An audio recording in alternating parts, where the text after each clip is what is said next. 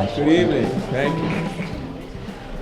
Hello, my name is Howard Stevenson, and I am honored to be the recipient of the Constance E. Clayton Chair in Urban Education.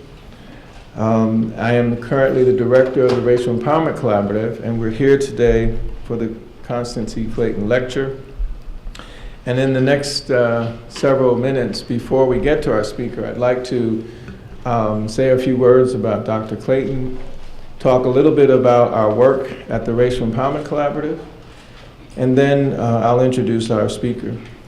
Many of you can read Dr. Clayton's bio in the bulletin, and besides the wonderful work that she has done for so many years, and being the first black superintendent of the school district of Philadelphia, there are some tidbits that not everybody knows about her because she has done her advocacy work in a number of different arenas. In some of the articles that I've written and I've read about her just in the last year, there have been some experiences she's had growing up in a segregated educational system, coming to a place through the school district. There's one little story about her as a social studies curriculum specialist in which, with the school district of Philadelphia, in which she was accosted by a teacher who was angry that she dared to introduce African American history into course material for the city's children. And in many respects, thinking about what she fights for, it hadn't dawned on me that somebody was willing to fight her over some of these ideas. Many of you know that Dr. Clayton is an art lover and a prodigious collector of black art. She has served as an advocate and trustee with the Philadelphia Museum of Art for years. And in 2015, the Philadelphia Museum of Art instituted the Constance E. Clayton Award, Fellowship Award in her honor. The Constance E. Clayton Fellowship provides upcoming or recent MA graduates in history, art history, or related fields from historically black colleges and universities or other institutions with the opportunity to gain professional experience in preparation for a career as a curator or museum educator. The Clayton Fellow is meant to work under the direction of the leadership of the curatorial department and will receive a comprehensive introduction to curatorial or educational practice in the general art museum etiquette. The responsibilities of the Fellow include researching and cataloging individual works of art, exhibition planning and implementation, and program development. Additionally, the Fellow will be responsible for learning various teaching methodologies and interpretive practices used in the galleries for the sake of also what it takes to teach K through 12 students, families, and adult learners about art. The first fellow who we introduced last year, I don't know if he's here today, but the gentleman you see there is Tyler Shine. He's the first fellow to receive this award. And that's another area where Dr. Clayton actually has been doing. In addition, Dr. Clayton has been recently donated 19 of her personal collection of black art to the Schomburg Center for Research in Black Culture in Harlem, in New York. There's also the reality that earlier this year, she was awarded, honored by the US Senate as not only the first African American superintendent of the Philadelphia School District, but also because of her tireless efforts on behalf of children's education. In the words of Senator Bob Casey, her work to bring many successful district-wide educational reforms. In many respects, Dr. Clayton is timeless, the way that she has made differences in this community, in the city, and across the nation. And this honor by the US Senate was just a statement of that. She has had many honors. Every time I talk to her, I'm delighted by something new that I learn about her. And I'm begging her at some point to let me sit down and talk to her for a couple hours on tape so I can get some more of those tidbits to share with our people at REC, but also in this country. But could we just give a round of applause for the work that Dr. Clayton has done in recent years.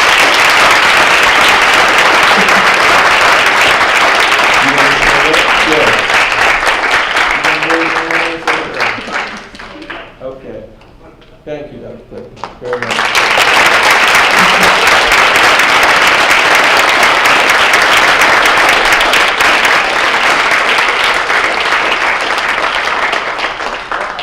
As always, Howard is more than generous with his kind introduction, and I appreciate that.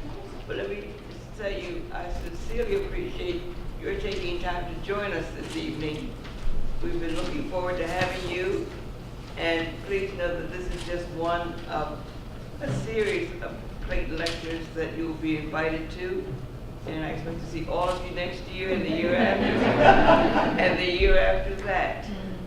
Philadelphia, it is true that we have tried to have a quality program for young children, and to have Dr. Gilliam here with us is a treat, and I thank publicly Howard for continuing to plan and to use so much confidence in planning this lecture. He has done a marvelous job, and it is his suggestion that we deal with early childhood education. And of course, you know that was the signature part of my administration. What did I used to say? The children come first. Yes. Absolutely. And they should, and they always will. And it's very important that we do that, not only in Philadelphia, but in the state, but in this country, and indeed in the world. It's our responsibility, as you know, ladies and gentlemen, to see that they have every opportunity to reach their potential and to share and to make good contributions to the well-being of humankind. Thank you again for coming.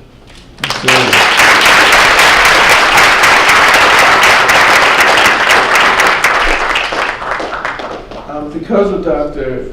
Clayton's energy and work, we've been able, and I've been able to start the Racial Empowerment Collaborative over the last 4 years. As you can see here, these are some of my team members from last year who are trying to reach higher ground, as it were. Every year we take a new photo and we try to do at least one silly photo. And it so happens we just finished this year's silly photo before this began. Part of the idea is that we need to have some flexibility in our work, some kind of fun, and in many respects we look in all of our projects to have an element of, I guess, a little crazy on behalf of our children.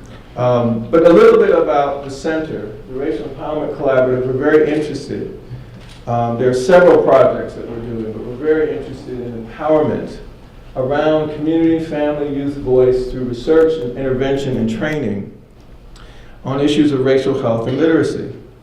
But much of our focus is on understanding how we counteract narratives that are negative in the context for our children and for families. We think about racial matters as not just an issue of goodness or civic duty or character, but more so around the issue of health.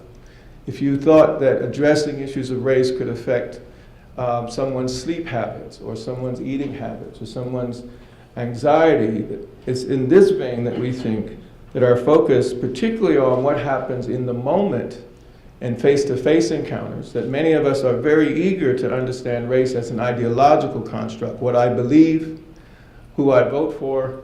That's important, but it's very different from what do I do? I might believe in racial justice, but how do I do racial justice if I only have a minute or two to make a decision in a face-to-face encounter? And so a lot of our work is how do we help young people and adults and authority figures make sense of what to do in these moments where we think a lot of the challenges are happening across this country in less than 2 minutes.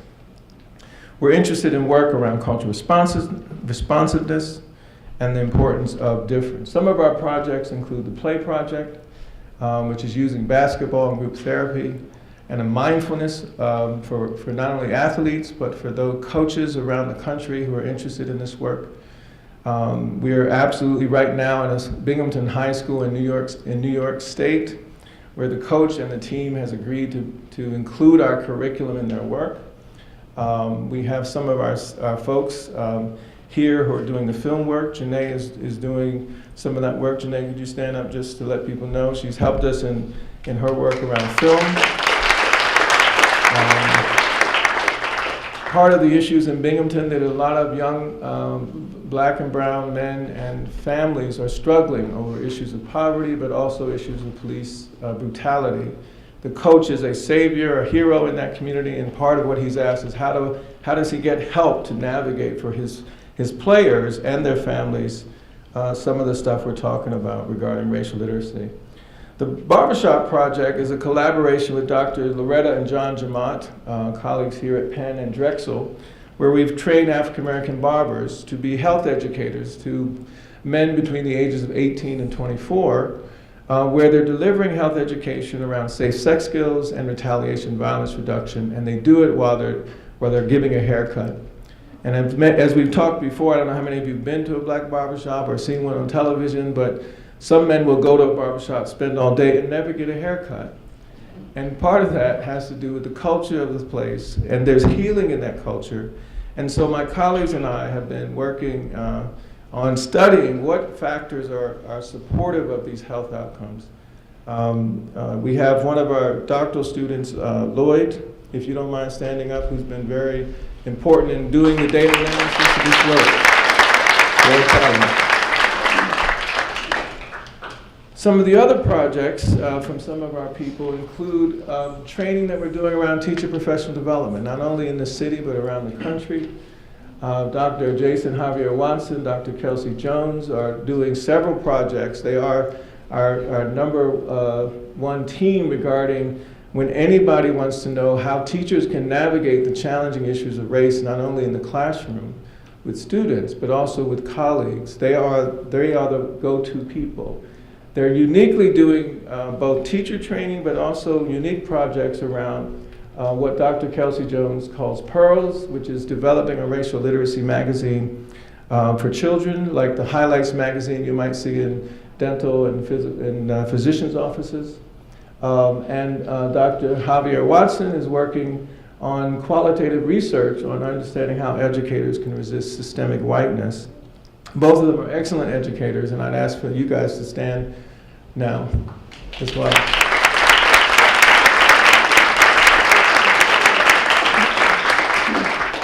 Dr. Rihanna Anderson is a former postdoc. She got a job. She left us. She's at the University of Southern California. I still haven't forgiven her for that. But she was very instrumental in starting the Embrace Project, which is a project where we're actually trying to teach families how to talk to their children about race. You can imagine that given the issues around police, around expulsions in our society, parents are in a quandary about what do we say to our children, when do we say it, how old should they be, and if we do say it, how do we go through it? And what we've learned is parents get very stressed, they get overwhelmed because their own stories and traumas creep up in the middle of those conversations, even if they decide to have them. And so Embrace is a program, 6-session program where we try to find ways for parents and young people to figure out what do they want to say, what do they want to feel, what happens when you are getting prepared for these moments. Do we have any of our Embrace folks here who are working currently? Right, raise you. Why don't you stand up? There's Sean, who's helping us in that project. Rooted is another project where we're looking at the power of racial socialization. And Dr. Sean Jones, who is with us, has received an NSF postdoctoral award to look very deeply into families that are non-traditional, families who are diverse, who are single parent, intergenerational, gay, lesbian, transgender, the host of diversity of how people construct family. He's interested in understanding how do they think about talking to children around race, even if their children aren't here. Those who are pregnant or still thinking about having children, and in many respects, he's going to be navigating and understanding what is that process like. Dr. Sean Jones, would you stand? Okay.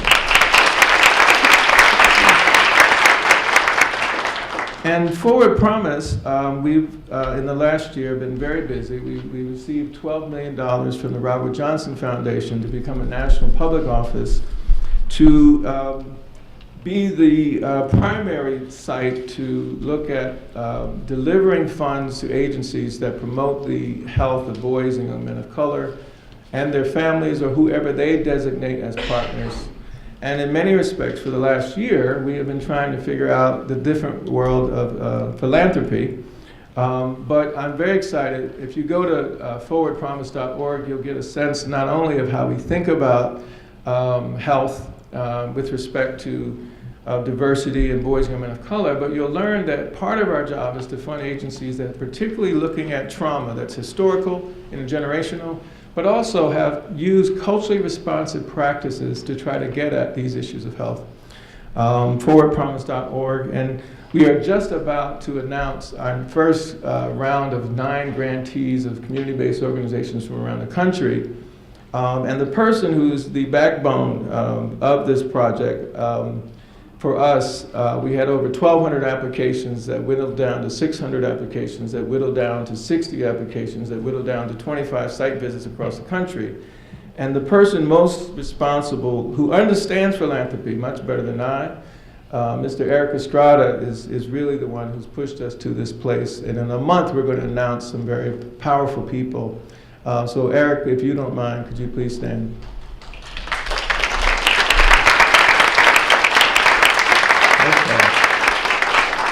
So of all the things that we're doing, we've also are looking for the future. Over the last year, we've done more than 50 talks and visits or trainings around these issues of racial health and literacy, and that's an underestimate because we really didn't keep really good records. If you look at some of our other colleagues, there are folks, Sean Harper's RISE project, an initiative, which is looking at issues also around boys and young men of color. We have postdoctoral fellows who are here who are joining us as part of REC, Drs. Nicole Garcia, Michael Ishimoto, and Nathan Castillo. Are any of you here by any chance? Okay, so at some point they've created a data portal where both community-based organizations and researchers can actually come to our website once it's constructed and develop research on particular disaggregated data for boys and young men of color in a single spot, which is a unique sort of process to get information for grant writing, get information for first-time research. So we're very excited about that. In all of these issues, early childhood is very important. And as Dr. Clayton said, that the work of early childhood was the hallmark of her superintendency. And it is why we are so excited to have Dr. Walter Gilliam here today. As you can see in his bio, he is the director of the Edward Zigler Center in Child Development and Social Policy, associate professor of child psychiatry and psychology at the Child Study Center, the Yale School of Medicine. He's on the board of directors for the National Association of Child Care Resource and Referral Agencies. He's a policy advocate. He knows more about government. I've learned so much from him in many respects. He's a fellow at 0 to 3 and the National Institute for Early Education Research. He is well sought after. His research involves early childhood education and intervention policy analysis, ways to improve the quality of pre-K and child care services, ways, the impact of early childhood education program on children's school readiness, and I'll let you read the rest. I came in contact with Dr. Gilliam at a particularly kind of weird space. Many of my colleagues here, 3 of them actually, Laura Perna, Richard Ingersoll, and Vivian Gaston, we were in a TED Ed event that culminated at the White House, where we were watching or contributing to a panel on education. And I just happened to be sitting by Dr. Gilliam at this particular venue. And there was a conversation, I think, going on at the time that we both found ourselves kind of disgusted by. There was a way in which we kind of eyed each other. I did not know him, but I knew of his work, and I was very excited about his work. In fact, in trying to figure out when I learned about his work, Eric Grimes, who's also in the back there, was the one who introduced me to this research on preschool. So when a few years ago I was sitting next to Dr. Gilliam, I was saying to myself, you know, right now would be a good time for your research you can talk about your work right here in this particular point in time, because I could feel his angst and my angst. It was like really like camaraderie. And so after this event, we struck up a conversation, and he told me a lot about not only his work, but also his family, where he comes from, a really down-to-earth person. I don't know of any work that I think gets at the heart of how we might want to think about racial matters and how they're both explicit and implicit. But since that time, we've agreed to be partners around the country to go around and talk about not only his work on implicit bias, but my work on racial literacy, and we've teamed up. So he's like a buddy, and I haven't had a buddy in a long time when it comes to academia. And it's been a joy. And so in many respects, I think you'll find his work mind-blowing, but also relevant for what's happening today, and also supportive of the work that Dr. Clayton was doing. I introduce to you Dr. Walter Gilliam.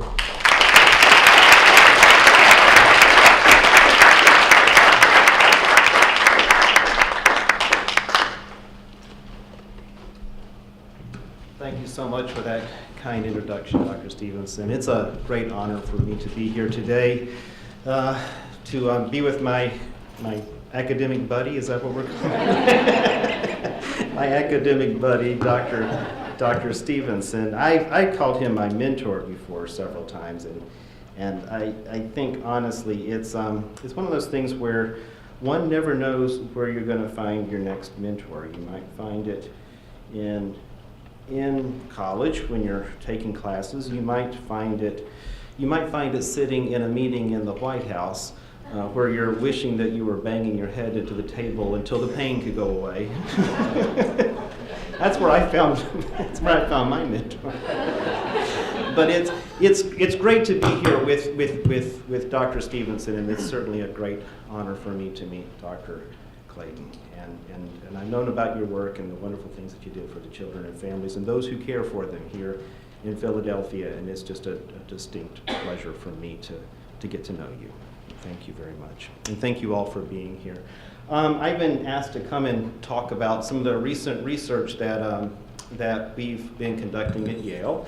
And I'm used to moving around a lot, but I don't have a loft, so I'm tethered right here. So if I move away from this and you can't hear me, please let me know, like pull on your ear or something. So usually when I give these presentations, I start out with a bit of a video. Now this is going to be a video of a stereotypical kind of challenging behavior from a preschool age child, but please keep in mind that this video is really trying to sell you something. So here's a video of something that's trying to sell you something, but this is a fairly stereotypic view of what we might think of when we think of a preschool age child throwing a temper tantrum.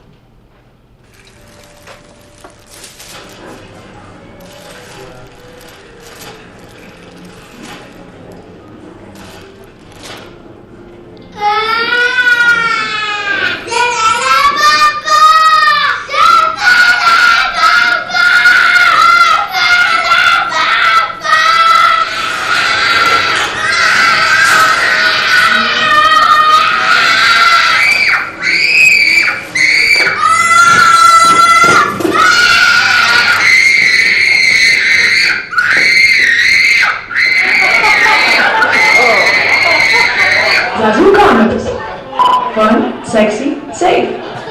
So now the first time I decided to use that was at a Catholic college. The students thought it was funny, nuns not so much.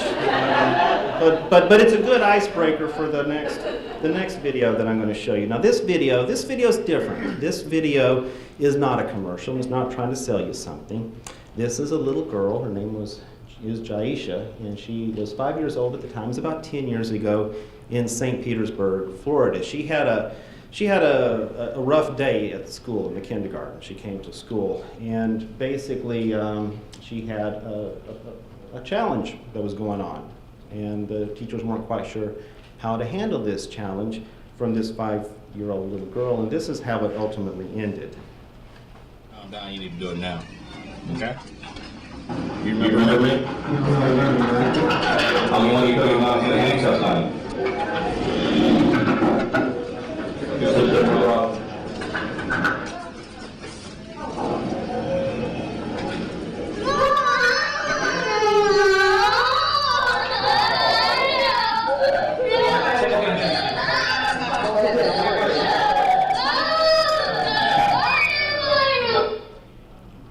it's not easy to watch, but it's important that we watch it. It was taped, and it was taped because they happened to be taping the teacher for the purposes of quality improvement efforts in the classroom. And so they had this camera going, and it showed about 40 minutes in the classroom, and then several more minutes in the assistant principal's office, and then ultimately culminating in this, they put her in the police car, took her to the police station, and held her there until mom could come and pick her up. The handcuffs didn't really work on her hands very well, so they used the handcuffs on her ankles and put nylon for her hands behind her and carried her to the police car, put her in the police car, took her to the police station, and held her there until mom could come and pick her up. And I guess it's something that makes you wonder, well, what could possibly with a 5-year-old baby? I mean, you know, I call these children babies. They're babies. You know, when I'm talking about preschool age children, kindergartners, we're talking about babies who barely out of diapers. Barely out of diapers. You know, you've got this 5-year-old baby. What could possibly lead to this? And I don't have the time to show you the full video of it, but basically I could describe what happened. So she came in to class, and she had one of those faces that looks like a cross between I'm about to cry and I'm going to be angry so I don't cry. Have you seen that face before out of young children? That I'm about to cry, but I'm gonna so I don't cry.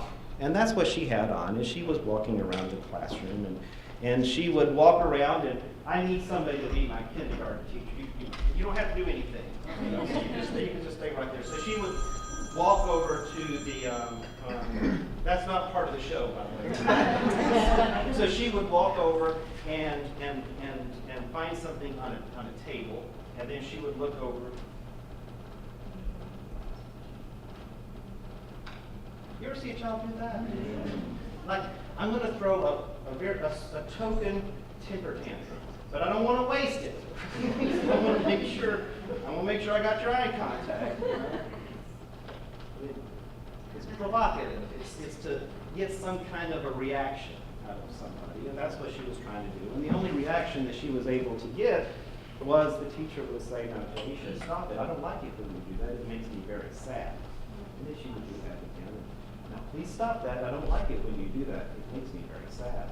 And then I don't know where she learned that, if it was in a teacher prep class someplace, or an in-service training, or I don't know what it was, but that was sort of the only tool in the tool belt, and so that was all that was being used. And then it was sort of like, you know how you watch television and you see the trains and they're going to collide, and then it goes in real slow motion, it takes a real long time, but you know they're going to collide, you know, and that's basically what was just happening as you watch this video. And then it culminated ultimately in this. I was contacted by the St. Pete Times, and they wanted a quote on this, and I said, I can give you a quote on something I'd never seen. And they said, well, you can see it, it's on YouTube. So they gave me the link, and I saw it, and they wanted a quote, but really what I gave them really was more questions. And I said, you know, this happened in an elementary school. So, and you could hear the teacher beforehand say, now if Jaisha's mother doesn't come and pick her up early today, we're going to have no other recourse than to contact campus security. Now, I don't even know what campus security is in kindergarten, but nonetheless, they didn't contact campus security. That's not campus security, that's the St. Pete Police Department. And so the question that I had was, well, I don't know what campus security is there, but why wasn't campus? What about the school psychologist? What about the guidance counselor? What about the school social worker? What about somebody in the special ed department who deals with challenging behaviors? What about anybody?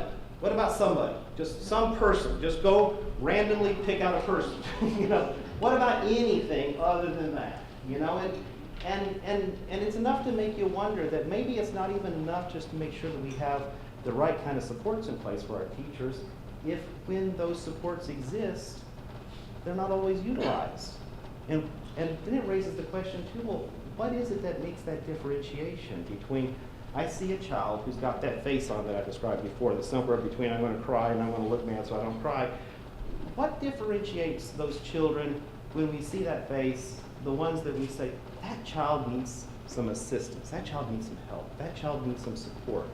versus that child needs the St. Pete Police Department, even at 5 years old.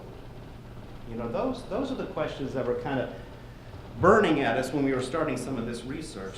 The real beginning of the research happened in this room. So I was conducting research on state-funded pre-kindergarten programs at Yale, but I was also supervising child psychiatrists, child psychologists, clinical social workers, pediatricians, learning how to work with young children and do developmental evaluations. And so we would have them on one side of the mirror working with a preschool child, and I'd sit on the other side of the chair like that and watch. And I couldn't help but notice many of the children who were being sent to us, oh, he's pulling on his ear. Many of the children that were being sent to us were being referred to us for an evaluation because the school said that if you don't get an evaluation at a place like Yale, we're going to expel this child from this preschool program.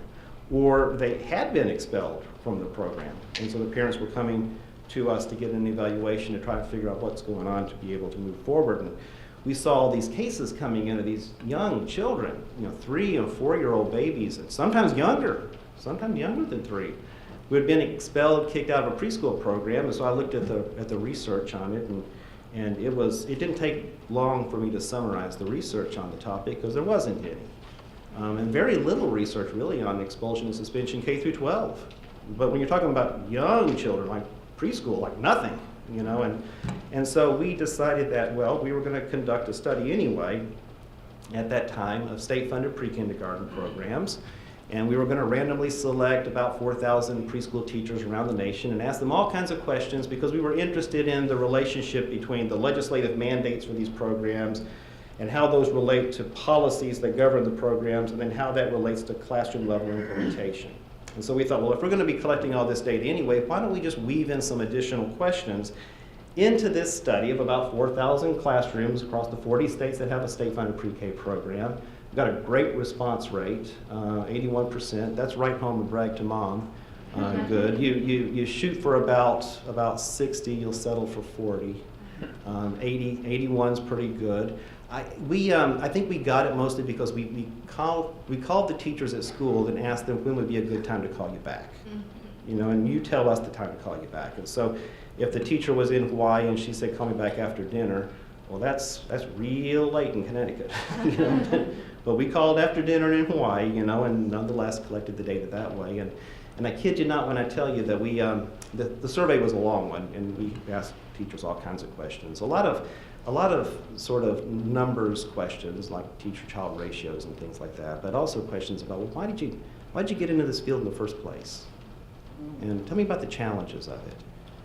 And why are you still in this field? And we gave them a job stress interview, and we asked questions about depression, but not their children's depression, their own depression.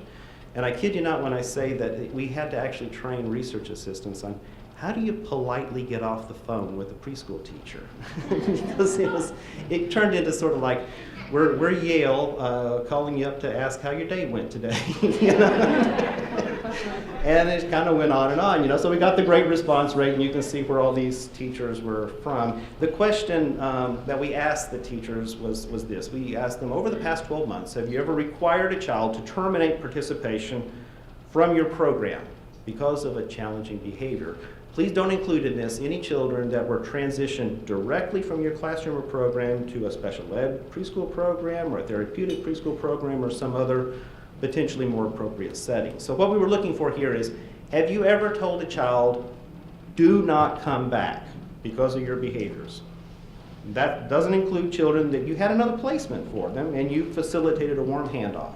Just children that you completely kicked out. We also asked this question about how many times the teachers have ever suspended a child for a certain number of days. It doesn't really seem to happen very much in preschool. For the most part, if they don't want you there, you don't come back at all. It isn't typically a suspension issue. There's a lot of something that we call soft suspensions or soft expulsions, which is sort of like calling the parent up and saying, he's acting up again, can you come and pick him up early today? And that call comes at 1 o'clock, and then the next day, can you pick him up early today? That's at 12:30. And the next day, can you pick them up early today? And then eventually, this is no longer a viable form of childcare for a working family, and then the parents have to voluntarily remove the child. But it's not really voluntary, you know, it's just basically making it known, we don't want your child here, you know, and so the child then leaves as a result of that. So we were asking all these different kinds of questions, and what I'm talking about here is the full-blown expulsion, the full-blown kicking the child out of the program for good. Now, the results that we got back from it, and these were state-funded pre-K programs. These are the better-equipped preschool programs that are out there. These are programs that are administered through state departments of education, typically with extra funding, and they're high enough quality that they can get into the pre-K system at the state level. 10% of the teachers reported, yes, this happened in my classroom in the past 12 years. I've had to require a child to leave. Usually when they require a child to leave, it's only one in the past 12 months. Sometimes it's 2, sometimes it could be 3, sometimes it could be 4. Now, we piloted this in child care programs, licensed child care programs in Massachusetts, randomly selected, and we found in that pilot one teacher in a child care program who reported expelling 6 children out of a class of 16 in the course of 12 months. That's almost half the class. That's a lot of kids. It's enough to make you think that it might not just be bad luck of the draw, that there might be something else at play here that would cause that many children to be kicked out of the program. And so this is what we were finding with it. We knew how to do math, and so we divided one number into another number and figured out that for every 1,000 children that were being enrolled in these programs, there was about 7 being expelled every year. And that brought us to an interesting conundrum, because we're trying to shine a light on something that very few people knew about outside of the early care and education field. And so, you know, how do you run with that? How do you run with 7 per 1,000 is the expulsion rate? What do you do with that? So, you know, does 7 per 1,000, is that a lot? Or is that a little amount of expulsion? Or is that like Baby Bear and it's just right? You know, like what do you do with 7 per 1,000?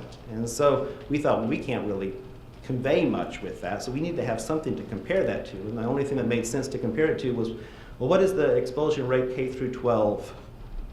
And how does this compare to the K through 12 expulsion rate? And we had found out that the U.S. Department of Education's Office of Civil Rights had collected data on expulsion K through 12. And they had been collecting expulsion on K through 12. But at this time, they hadn't issued a report on it, but instead it existed as 16,000 databases, one for every school district in America, on the U.S. Department of Education's website. So we downloaded all 16,000 databases and then wrote formulas to figure out what the expulsion rate was within each state and what the expulsion rate was for the nation. I hear the oohs and the ahs. That actually was easy, because it took a while and to download it all and everything, but writing the formulas wasn't too hard. Finding state-funded pre-K programs for the original study, that was the hard part. You know, because the only way to find them is we had to chase the dollar from the state capital down to the local school district, and then figure out who do they subcontract with and who do they sub-subcontract with, and chasing dollars, that was the complicated part. This, you know, downloading numbers was fairly easy in comparison to that. And so when we divided that, what we basically found, unable to connect to Dropbox. Well, hold on one second. Are you sure you want to exit the box sync? Yes. Okay. Oh, here we go. There we go. That's what we found when we divided it out. So about 2 per 1,000 was the rate for K through 12, which led us then to go with a headline of children are being expelled from preschool programs at a rate more than 3 times that of grades K through 12 combined. That people can wrap their head around. And of course, if you have that, you can get media attention. And the other thing you need for media attention is either a top 10 list or a color-coded map. And if you have a color-coded map, you can get a lot of media attention. And so there's our color-coded map. The states in red have the highest expulsion rates. So then you can see that they go down from there. The states that don't have any coloration to them, they have the lowest expulsion rate. They expelled 0 children because they didn't have a state-funded pre-K to kick anybody out of. You know, but the other states, the other 40 states, they experienced some degree of expulsion within their pre-K programs. And in all but 3 states, the rate of expulsion in preschool was greater than the rate of expulsion K through 12. You know, so it's a lot more common there. And my suspicion is that the reason why is because it's a lot easier. It's just, when you're talking about preschool age children, these children are not of compulsory school attendance age. They don't legally have to be in school. They don't legally have to be anywhere. And so there's no legal implication for expelling a preschooler. There's legal implications for expelling children of compulsory school attendance age because they're not in school now. And so the process of expulsion is a legalized process because it has a legal implication. But when you're talking about preschool children, no legal implication means no legalized process, which basically means a teacher sitting down with a parent and saying, we just don't think this is the right place. Which brings me to another line of things to talk about, which is what this is called in the first place. I was given a talk about this when the findings first came out to preschool teachers, and one of the preschool teachers said, you know, we don't really like it when you call it expulsion. And I didn't say this, but I thought to myself, well, I don't really like it when you do it. You know, but it was interesting, the conversation that came after that, because, well, what do you call it? What do we call this when we do this? You know, when we say, don't come back, what is that called? I mean, well, not yet ready for school readiness. That was one of the names. Or we're not the right place for you. And then there was my all-time favorite, giving the child the gift of time. That's very Hallmark, isn't it? Like, it made me want to be expelled. I want some gift of time. Give me a gift of time. But that's just sort of the euphemisms that we use to make ourselves feel a little bit better about something that we know deep down is really an admission of failure, that we're giving up on this child, you know. And it's hard, and I suppose there's compassion fatigue that goes along with the job too, that makes it to where we just don't really necessarily want to admit some of the things that we end up doing when we don't feel like we have the resources outside of us or the resources inside of us to be able to handle the challenges that we're faced with. So when I came out with the findings, we found a lot of other people who contacted us and said they had conducted studies too. You can see that Detroit, Michigan, they had done a study of child care programs. They found a rate of 28 per thousand, much higher. Massachusetts, that's our pilot study right there, 27 per thousand. 39% of the classroom teachers saying that they had expelled at least one child in the past 12 months. So in other words, if you have a child in a child care program in Massachusetts, your child has about a 40% chance of either being expelled or being in the classroom of a child who's going to be expelled very soon. You know, and that was the situation in Massachusetts. Take a look at Illinois. Illinois is interesting. 42% of the centers reporting at least one expulsion in the past 12 months. But what's unique about Illinois is this. They were only looking at infant toddler classrooms. Only classrooms serving children birth up to age 2. So it happens with really, what do you think the number one reason is why a child is expelled from an infant toddler classroom? Right. See, you all acted like you were surprised, but you knew what the number one reason was. So yeah, it happens there too. If you graph it out, basically this is what you get. There's K through 12, there's pre-K, there's child care, in terms of the likelihood of a child losing their placement because of a challenging behavior. We decided to take a look at some of the things that best predicted. Here are some of the very best predictors of the likelihood that a child's going to be expelled from a preschool program. You have here teacher-child ratio. The more you like that, huh? I saw it on YouTube and I knew I just had to have that. So teacher-child ratio or child-teacher ratio, as the number of children per adult goes up, the likelihood of a child being expelled goes up. Does that surprise anybody? No, that doesn't surprise anybody. How about program length of day over here?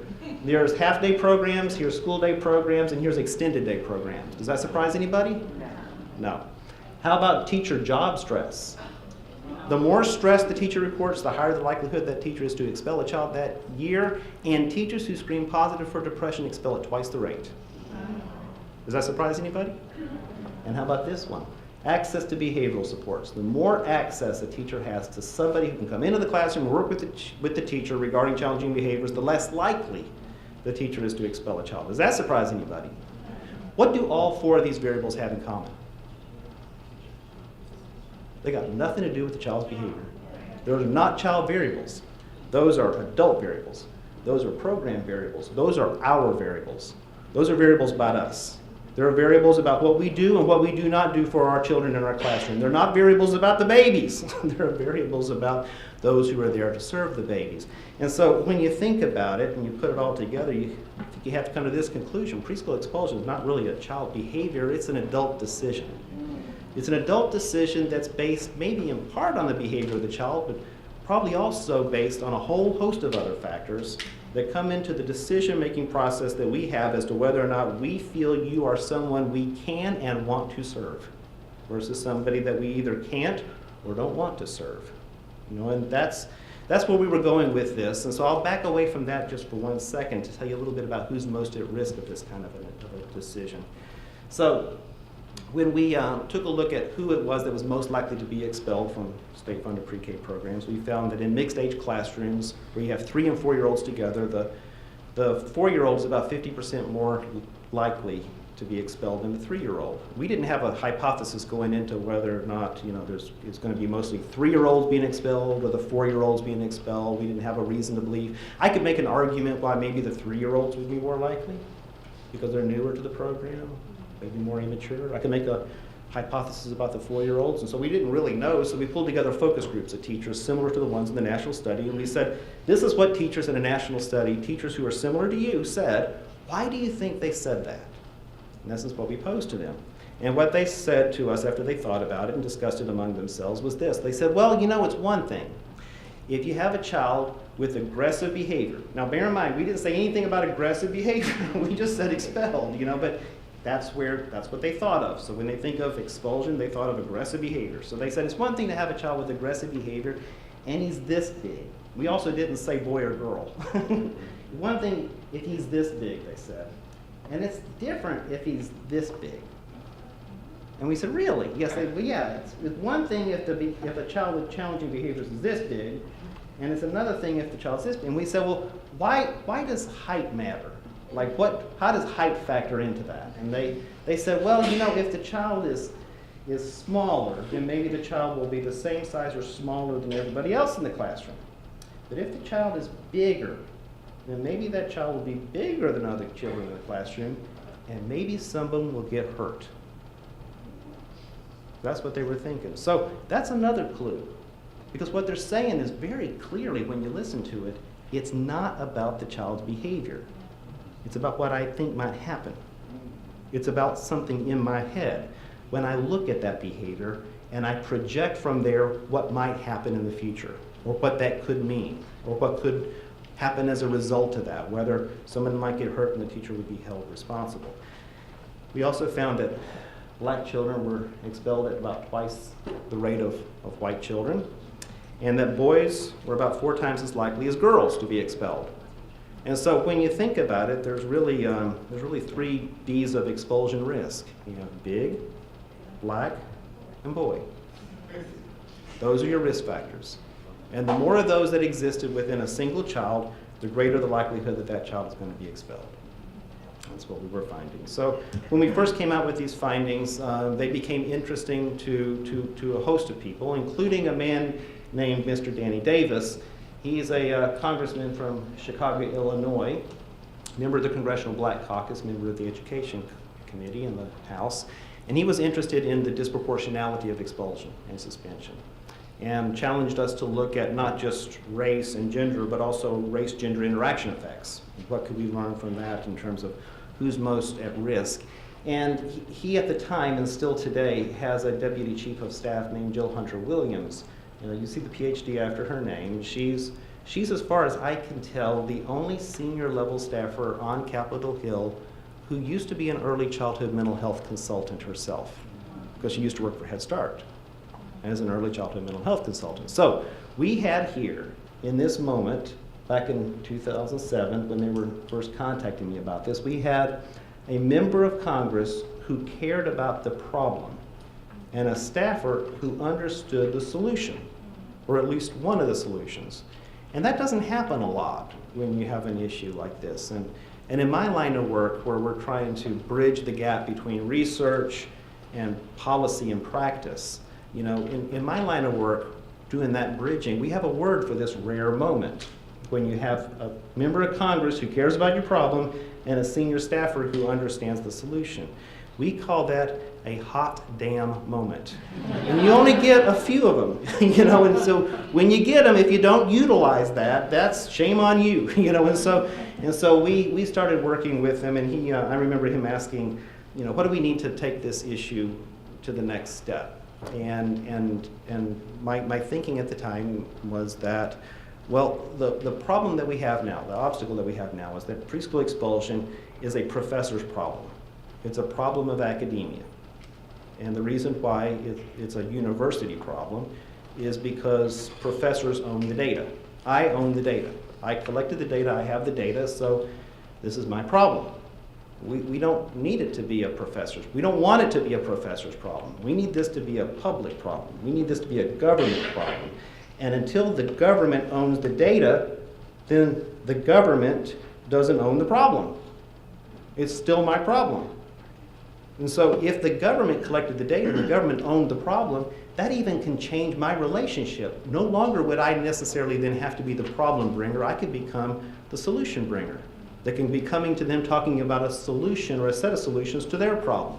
But until we can make that pivot, the first part of this was, how do we highlight this enough that people understand what the issue is and the problem is? And then the next challenge became, and how do we then make that pivot moment where this is no longer my problem, but it's a public problem, so that we can then in academia be coming with potential solutions instead of coming with just more problems for them to think about. And so he contacted then the Office of Civil Rights in the U.S. Department of Education and told them that why is it that you only be collecting this stuff K through 12? You should be collecting this in preschool too. And he put pressure on them to start doing that. And that was exceedingly helpful to us. And then you'll notice that at many points I'm going to be mentioning the U.S. Department of Education's Office of Civil Rights. And sometimes when I say that, I may say it really slowly, like the Office of Civil Rights. And when you hear me say it really slowly, please hear it as if I'm uttering the name of an endangered species that may not be here for long, so that when you see it moving towards extinction, you'll have known its name. Because as long as we have a U.S. Department of Education Office of Civil Rights, that's our ability to know when we are not serving all of our children the way that we should be serving them. And if one were so inclined as to not want to serve all of our children to the level that we should be serving them, the very best way to get us there is don't have the data. Just don't even know it. So the U.S. Department of Education's Office of Civil Rights started collecting this data at the request of the congressman, and you can see a couple of the reports that came out, one in 2014, one in 2016. In the 2016 one, you can see there black preschoolers are 6.3 times as likely to be suspended as white preschoolers, and blacks represent 19% of the preschoolers but 47% of the suspensions. You don't need complicated statistics to be able to tell that that's a huge amount of disproportionality. All this raises the question of, well, why is it that our black children, our boys, and in particular our black boys, are more likely to be expelled from these programs? And you can point to a lot of different research, I suppose, on it. We know the boys tend to be more likely to show the outward expression of stress and the community stress in the home and things like that than girls are. Well, my sense is that the girls feel it too. They just show it differently. But the boys tend to show it in ways that might be more likely to get them expelled from the program. We know that our children of color oftentimes just have more stressors in their lives because they're living in communities that are experiencing more stress and families that are experiencing more stress. And if you believe that teachers can check all their stress at the door when they come to school, then you're badly mistaken. And if a teacher can't do it, there's no way in the world a 3 or 4 year old's going to. They're going to bring that to school with them too. We know that our children of color oftentimes attend lower quality programs with fewer resources. That's true in K through 12. It's also true in preschool, where they're less likely to get into a program in the first place. And if they do get into a program, it's probably a lesser quality, lesser resource program than the more affluent white peers. And in many cases, they get into programs that are of unknown quality because they're basically under the radar. We don't know anything about the program because it's basically operating under the radar of any kind of government control, and so we can't say much about it at all. When you add all of that together, though, it still just doesn't seem to be enough to say twice as likely. Or in the U.S. Department of Education's Office of Civil Rights, nearly 4 times as likely to be suspended or expelled. And so it made us entertain the possibility that maybe there were other factors, too, that are at play. Maybe other factors having to do with implicit bias. And we wanted to look at that.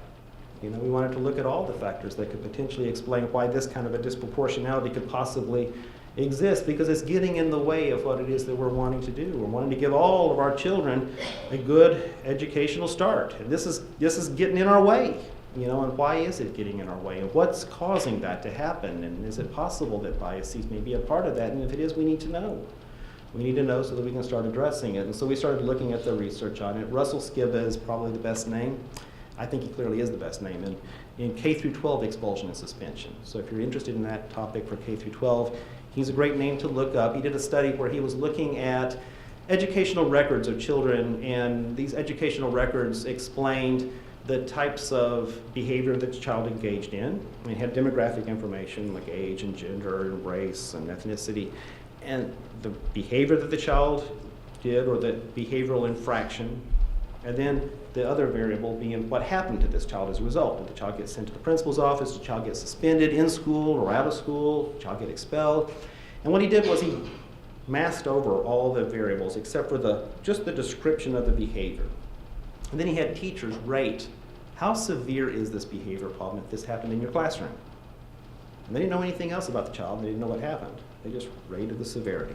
And then they unmasked the rest of the data and analyzed the data and basically found that even when you statistically control for the severity of the behavioral problem, the black child is more likely to get sent to the principal's office than the white, more likely to be suspended, more likely to be expelled.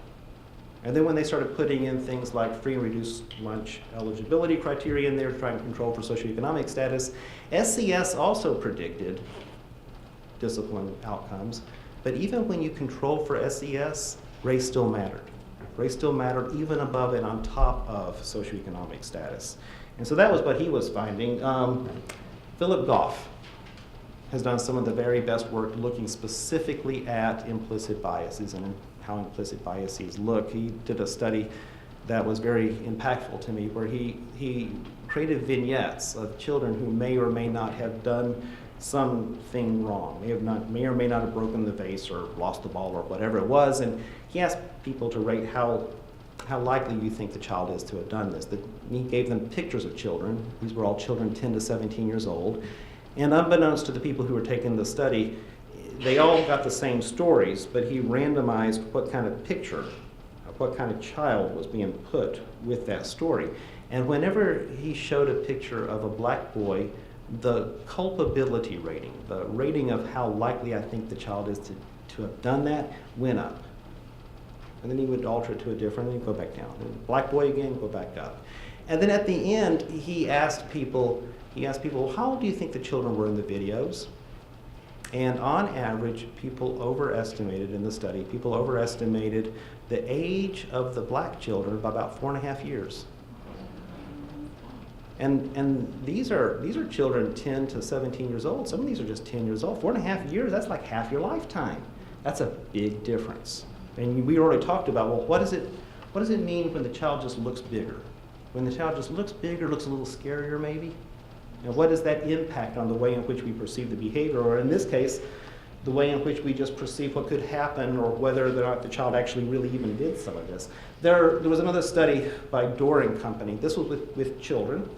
And in the Dorr study, what they did was they brought 5-year-old children, 7-year-old children, 10-year-old children into the lab, taught them how to rate pain, how to rate how much something hurt. And then they asked them, pretend you stubbed your toe.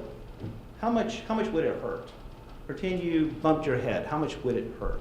Pretend you bit your tongue. How much did it hurt? And then they showed them pictures of children, some black, some white, some boys, some girls, and asked them, he bit his tongue.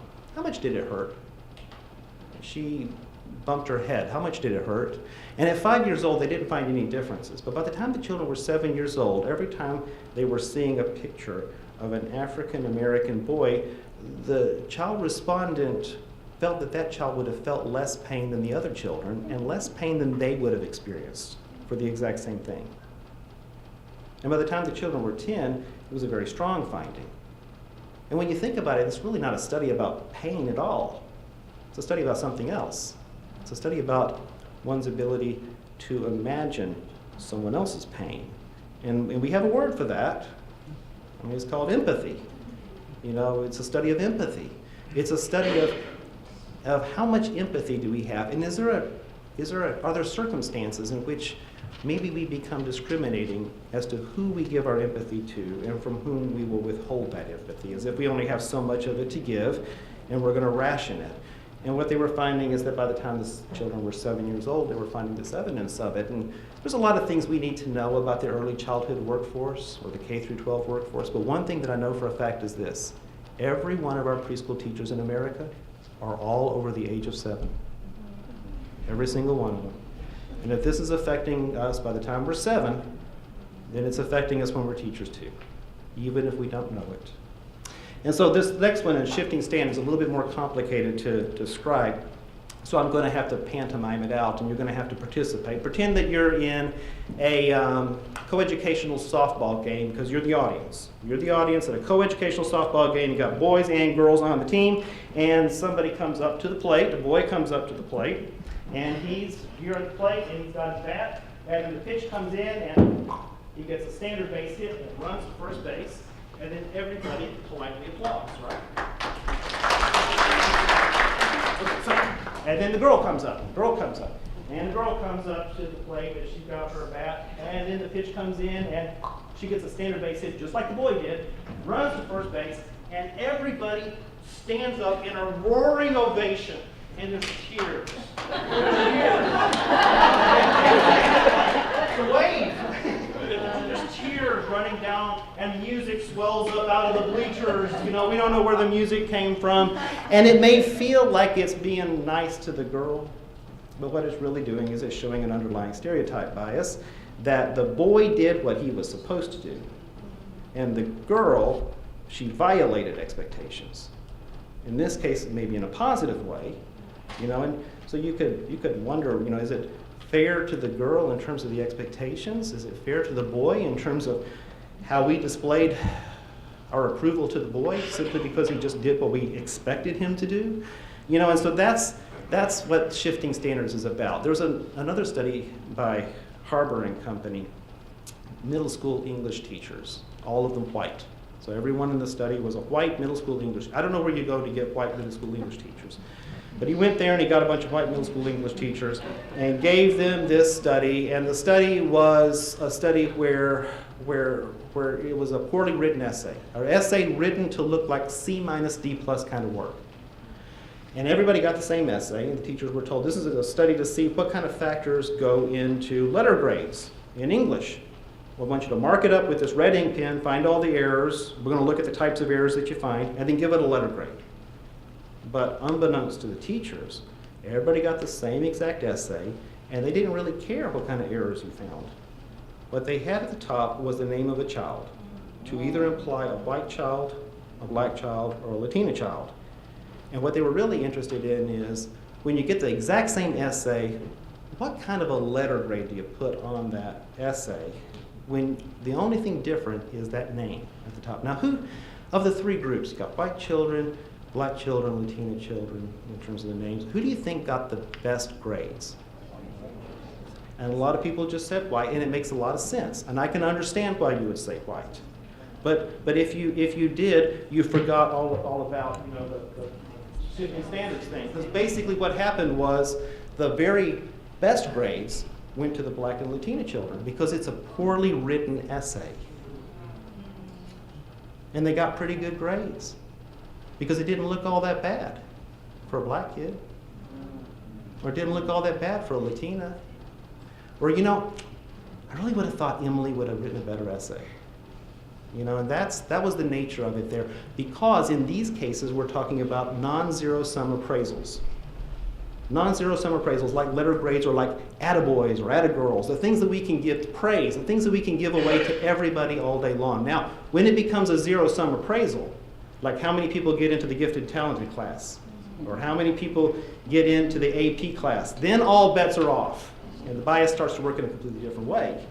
But could you imagine going through life where the bias is working in this shifting standards direction, and then all of a sudden when it comes time to figure out who's in the AP class, it reverses?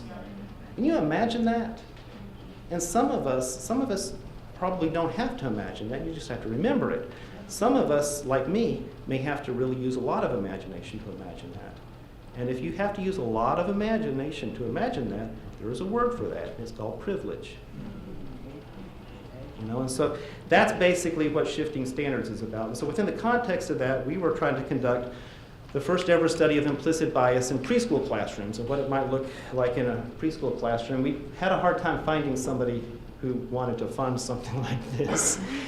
We eventually found W.K. Kellogg Foundation, and so they had agreed to fund a study of implicit biases in preschool teachers, which is not an easy sell maybe. And so please eat lots of cereal. Lots and lots of cereal. It makes a good gift, comes in its own box. You know, so we did the study, collected the data in 2015, released the report in 2016. You can see my co-authors there. You can see quickly who was in the study. Mostly they were classroom teachers and a few other types of people like directors and student teachers. You can see the types of programs that were in the study, racial composition. Most of the teachers have been in the classroom for a long time, been teaching in early care and education for several years. And what we did was we took them into the study. We did this at a national conference of preschool teachers. We had a piece of expensive equipment that we couldn't really fly around the nation for a national study, and we couldn't bring teachers in to Yale for the study. So what we did was we went to a national conference where we knew about 7,000 to 8,000 preschool teachers would be in attendance. And then we set up a booth in the exhibitors hall, and instead of selling sock puppets and books, we recruited them and grabbed them in to participate in a research study as they went by. So that's what we did, and there was 2 stations to it. The first station was an eye tracking study. And in the eye tracking study, we had the fancy piece of equipment that basically like shoots a little beam off the eye, and it can tell us down to the pixel and down to the millisecond exactly where somebody's looking on a screen. Exactly where you're looking. So we set them down, calibrated the equipment to their eyes, and then they had earphones on. They could only see the screen, had the earphones on to hear sound. They got these instructions right here. Now you're ready to view a series of video clips lasting 6 minutes. We're interested in learning about how teachers detect challenging behaviors in the classroom. Sometimes this involves seeing behavior before it becomes problematic. Video segments you're about to view or preschoolers engaging in various activities. Some clips may or may not contain challenging behaviors. Your job is to press the enter key on the external keypad every time you see a behavior that could become a potential challenge. Please press the keypad as often as needed. So that's what we told them. There were parts that we didn't tell them. The part that we didn't tell them was this. There's 6 minutes of video, and these are 6 minutes with children preschool age in a classroom around a round table. But there's going to be no challenging behaviors. That's the part we didn't tell them. Because they're all child actors pretending to play with Play-Doh. But one of them is a black boy, one of them is a black girl, one of them is a white boy, one is a white girl. And we're going to lead you to believe that somebody might misbehave. And we're tracking your eyes. And what we're really interested in is not how fast you can find the behavior problem. What we're really interested in is this. When we lead you to believe somebody might misbehave, who do you look at? Where do your eyes go? Where do they stay? Where do they go back, just in case you miss something? You know, basically, if you were a mall cop right now, who would you be following in the gap? You know, that's basically what we were attempting to do with this. This all makes sense, right? So this gives you about a 15-second clip of what it looked like. And we had the camera angle change because there's a bias in Western cultures. We tend to scan things visually from left to right because we read from left to right and foreground to background. And so we changed the camera angle to be able to account for that and to balance that out in the study.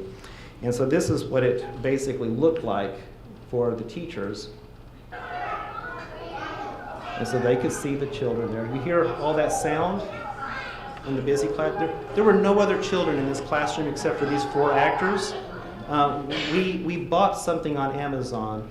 It was an audio clip called Typical Preschool Noises.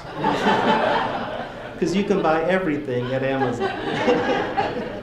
And we piped that in so that it could just be a little bit more realistic and look like a real classroom. And then just to also give you a sense of what it really looked like, there's a preschool teacher right there on the left, and she's getting ready to do the study. You see that black bar right there? That's the eye tracker right here. And that's Maria. Maria's our research assistant. She's looking at the screen too, but on her screen she sees what the teacher sees, but a little yellow dot too. That yellow dot is exactly where the teacher's looking.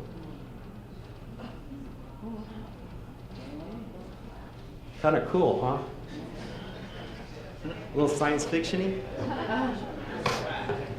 So, the most challenging part, or at least the most tedious part of the study was this. We had to go frame by frame and identify where the children were and label which children was which child. And we knew that preschool children move around a lot, but if you really want to get a good appreciation for it, watch a video frame by frame outlining their little bodies. You know, that'll give you a real good sense of just how much these preschool children can move around. At the end of the video, the screen goes blank, and then we show the pictures of the 4 children that were in the video, these 4 children right here. And then we say, please remember the letter of the child you believe required the most of your attention.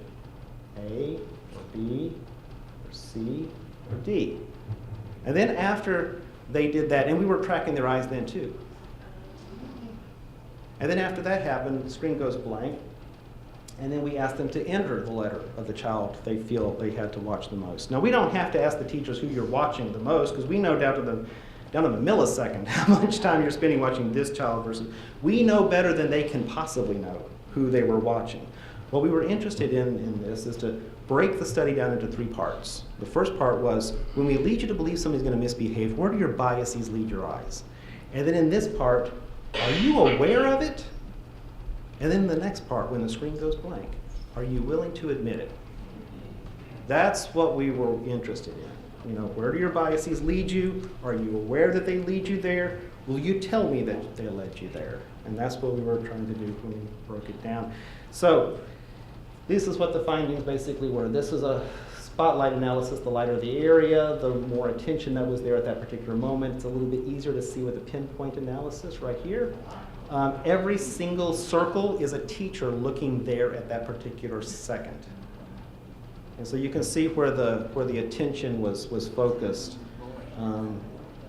And so when you analyze the data, what we basically found was that teachers spend more time looking at the black children, especially the black boy. So there was a main effect for race and an interaction effect for gender. So more times looking at black boys when you're expecting a challenging behavior, or more time looking at black children, and especially the black boy. But when we asked the teachers who they thought they were looking at, this is what we found here. 10% there for her, 13%, 34% for the white boy, 42% for the black boy. Basically, when we analyzed this, we found that teachers thought they had a gender bias, especially the black boy. Either way, the black boy comes out with the short end of the stick. But the nature of the underlying bias, the main effect bias that was under there, was a race-based bias, but the teachers thought they had a gender-based bias. Interesting. And it was interesting to us because, I mean, we're trying to address issues of bias, and when you're trying to address issues of bias and trying to unwire bias, or, you know, it's like trying to troubleshoot a bomb. You know, if you don't know exactly how the wires are connected, how are you going to know how to disconnect it? You know, so we were trying to figure out how this seems to be connected in preschool teachers. I'm going to have to go quickly through this next part, but in this next part, there was a vignette study, and in the vignette study, we told teachers, I'm good. You sure? Okay. So in this next study, where we had the vignette, we had teachers. We gave them a series of stories to read, and in the story that we were particularly interested in the analysis, it was a story of a child who had significant behavior problems. Now, remember all this stuff about shifting standards. So this is a story of a child who has some significant behavior problems, who acts out a lot, hits other kids, sometimes leaves scratches and marks, sometimes hits the teacher, doesn't go down for naps, has all kinds of other outbursts in classroom. Ask the teacher to rate how severe is this behavior if you were to have a child like this in your classroom. And we altered the name of the child that we kept using in the description to imply either a black boy or a black girl, a white boy, white girl. And then we asked them to do the ratings.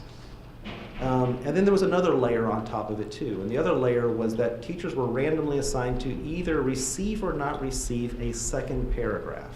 Now, the second paragraph is the key part. In the second paragraph, we explain home life. And we say, mom's working 3 jobs, all part-time, barely making the ends meet.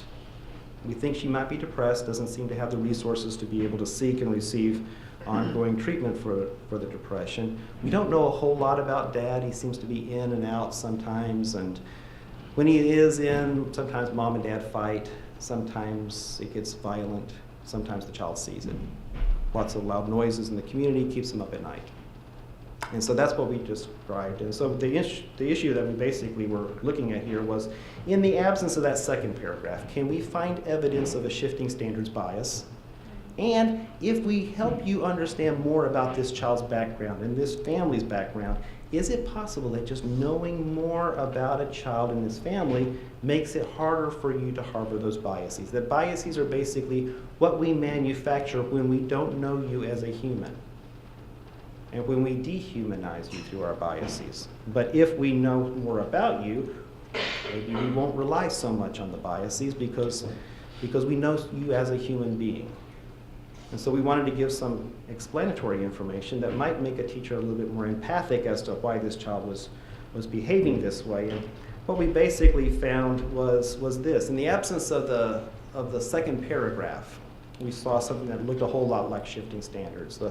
The white teachers tended to view the African American child with these significant behavior problems as being not quite so bad after all, in comparison to the white child. The black teachers did something very different, though. When they saw a child in the classroom with these kind of behaviors and they thought the child was black, their ratings went through the roof, almost as if to imply, not in my classroom, you know. And it doesn't really map onto a lot of the research that I was looking at, but it does map onto a lot of the research that you see sometimes in the anthropological work and sometimes in sociological work, looking at black parents and the way in which they view behavior in their children, and a belief that the world is a scary place for my child, and that I have to make sure that my child learns how to behave here and now, because next year is not preschool anymore. And eventually it's the streets, and eventually it's out there in the world, and eventually it's with the police, you know. And so it looked a little bit more like that, and that's something that we're wanting to learn more about. But what was really interesting to us was the effect of that second paragraph, because the second paragraph worked, but only kinda. Whenever the teacher got the second paragraph that explained what the child's home life was like, the behaviors didn't seem quite so bad after all. Severity ratings went down, but only if the teacher was of the same race as what she thought the child was. But if the teacher was of a different race than what she thought the child was, it actually made the problem seem worse. And so maybe the answer isn't just giving our teachers more information if they don't have a cultural frame by which to understand that information. And maybe what we would just be doing is to either overwhelm them, or maybe even just playing even more into the stereotypes that not just do those children behave that way, but their parents do too. You know, and so it's a tricky one, and it's one that's causing us to want to look more at this. If you want to hear about this, you can go on NPR. We do a lot of work with NPR, and this is a piece that NPR did specifically on this research. We asked some teachers to go through the experiment again, and the reason why is because we weren't able to debrief the teachers during the conference, because if we had debriefed one teacher, then every teacher in the whole conference would know about what was happening. Oh, and I should tell you this also too. I got the life scared out of me. This was a complicated study, and I didn't know who was going to be the opening keynote speaker at the conference, and so we were in the exhibitors hall and ready for all these preschool teachers to come in and participate potentially in this study. And so I'm at the opening keynote to hear what the opening keynote is. And the opening keynote that year at this conference was delivered by Ruby Bridges. And we had about an hour of Miss Bridges talking about what it was like for her, and talking about access, and talking about the ways in which access can be denied to people. And it was about 7,000 or 8,000 sets of crying eyes in that room. And I was listening to this, and I was just just deeply touched by what I was hearing, coming out of an icon like Miss Bridges, who can tell us a story that only somebody like Miss Bridges can tell us. And I'm sitting here listening to this and just deeply moved, and at the same time I'm thinking, Ruby Bridges is going to kill my study. She's just going to ruin my study because people are going to come in, they're going to be so sensitive to this, But nonetheless, we still found what we found, Even after an hour of listening to Ruby Bridges talk about these sorts of things. And so we wanted to restage this study when we were closer to home at Yale and had some teachers go through it so that we could then interview them on camera and say, which child were you looking at the most? Well, why were you looking at more? Well, what if I told you that they were all child actors and nobody misbehaved? Why now do you think you were looking more at that child? And what's it like when you realize that this is a video, but in a way it's kind of like the first day of school. The first day of school, you walk in and you don't really know all the kids. And you don't know these kids either on this video. You might look at a black child or a black boy and you might say, I know what black boys are like. And I don't know if you do or not. But you certainly don't know what that boy's like. You don't know that boy. He's an actor that we hired to be in a study, And so in a way, this is kind of like first day of school. What's that like, And what can we learn from this? And basically, this is what the teachers were telling us. Who was playing Play-Doh, and each time he was just grabbing instead of using his words or asking for turns. Really just, I could foresee that being a problem with the other children eventually.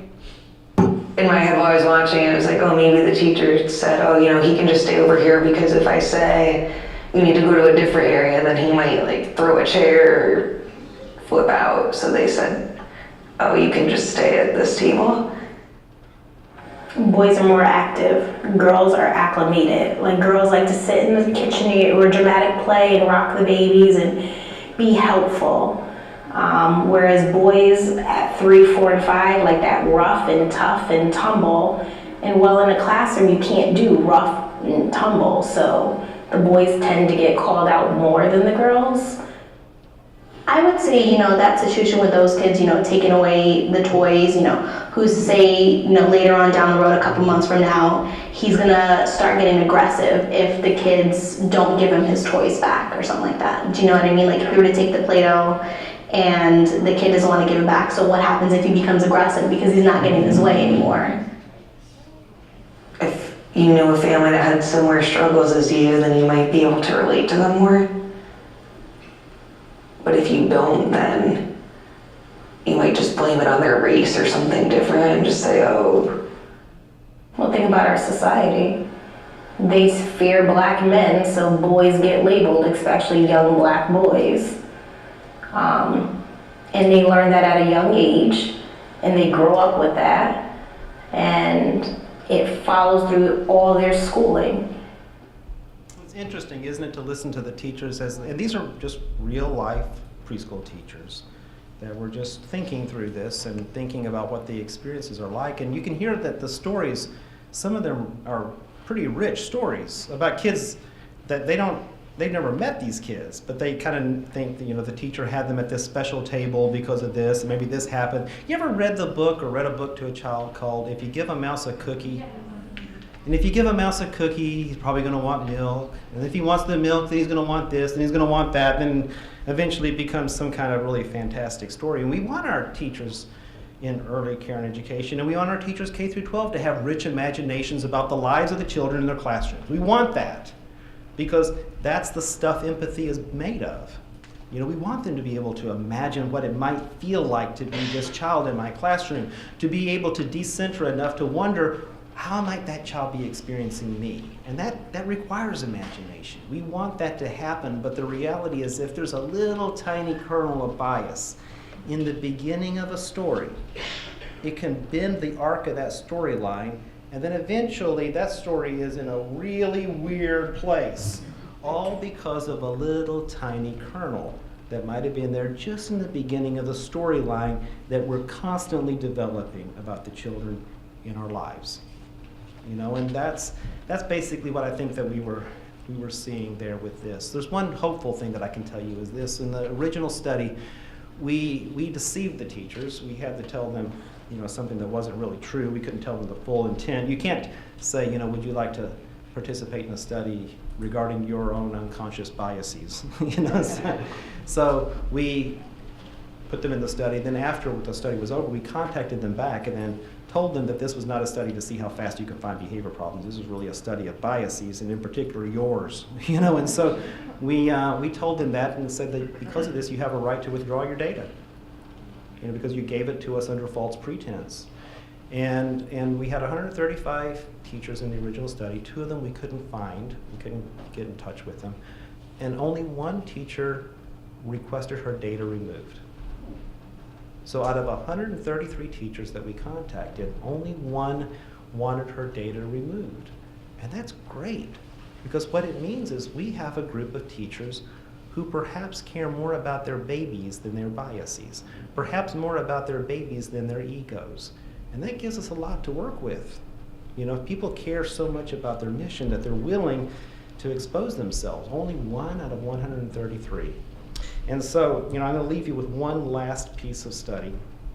And this was a study that came out just this year by Andy Metzoff and company at the Washington. Can you tell me which one of these 2 women is the nice one? That's hard question to answer, and it's probably because they're both wearing the same colored shirt. In Andy Metzoff's study, what they did was they took preschool children and gave them a video to watch. And in the video, there were 2 adults, and one adult was interacting with another adult. And when this one adult interacted with the other adult, in one part of the video, the person would lean in and smile and maybe touch them on the shoulder and talked in a kind voice. And that person had on a certain colored shirt. And then they showed him another video of another adult interacting with an adult who had a different color shirt on. And in this one, the adult leaned back, never smiled, interacted with the person, but there was a certain coldness about it, not quite the same. And they altered which children saw the warm interactions versus the cold interactions with which shirt. And then afterwards, they had the children rate which one is the nice one, which one is the good one, And they even had them learn a technique or learn a word from the teacher in the video. And if the children saw a video of a person that they saw getting the warm expressions and everything with a certain color shirt, they were biased to believe that that person was a nice person because they were getting warm interactions from another adult. And they actually learned the new word they were being taught quicker from that person than they did from the other person who had been viewed as not so nice. But where it really gets interesting is this. Then they showed them other pictures of other adults who happened to be wearing the same color shirts. And it generalized. I'll let that sink in for a second. What they basically did in the study is this.